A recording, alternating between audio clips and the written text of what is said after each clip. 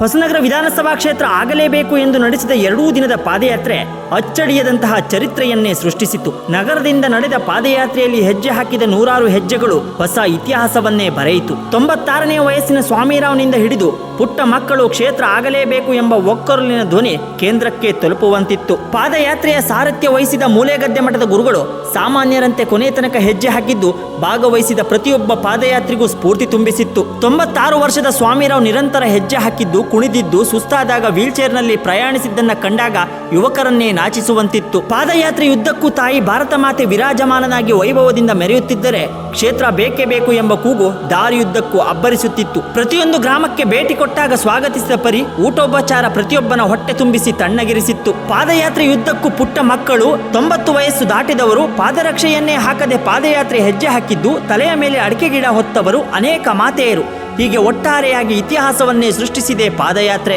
ದುರಂತವೆಂದರೆ ಈ ಪಾದಯಾತ್ರೆಯ ದೊಡ್ಡ ಮಟ್ಟದ ಕೂಗು ಆಗಬೇಕಾಗಿದ್ದ ಯುವ ಜನತೆಯ ಸಂಖ್ಯೆ ಬೆರಳೆಣಿಕೆಯಷ್ಟು ಮಾತ್ರ ಇತ್ತು. ಒಟ್ಟಾರೆಯಾಗಿ ಎಲ್ಲರ ಕೂಗು ಒಂದೇ, ಹೊಸನಗರ ಮತ್ತೆ ವಿಧಾನಸಭಾ ಕ್ಷೇತ್ರ ಆಗಲೇಬೇಕು ಎಂದು. ಸಮಾರೋಪದಲ್ಲಿ ಭಾಗವಹಿಸಿದ ಸ್ವಾಮೀಜಿಗಳು, ಮಂತ್ರಿಗಳು, ಸಂಸದರು, ಶಾಸಕರು, ಸಹಸ್ರ ಸಂಖ್ಯೆಯಲ್ಲಿದ್ದ ಪಾದಯಾತ್ರಿಗಳು ಎಲ್ಲರ ನಿರಂತರ ಸಂಘಟನೆಯಿಂದ ಇದ್ದರೆ ಮಾತ್ರ ಕ್ಷೇತ್ರವನ್ನ ಪಡೆಯಬಹುದು. ಮುಖ್ಯವಾಗಿ ಹೊಸನಗರದ ಎಲ್ಲಾ ಸಮಸ್ಯೆಗಳಿಗೂ ಇದೇ ರೀತಿ ಒಗ್ಗಟ್ಟು ಪ್ರದರ್ಶನವಾದರೆ ಎಲ್ಲಾ ಸಮಸ್ಯೆಗಳು ಪರಿಹಾರ ಸಿಗಬಹುದು. ಇದೇ ರೀತಿ ಕ್ಷೇತ್ರ ಪಡೆಯುವ ತನಕ ಸಂಘಟನೆ ಹೋರಾಟ ನಿರಂತರ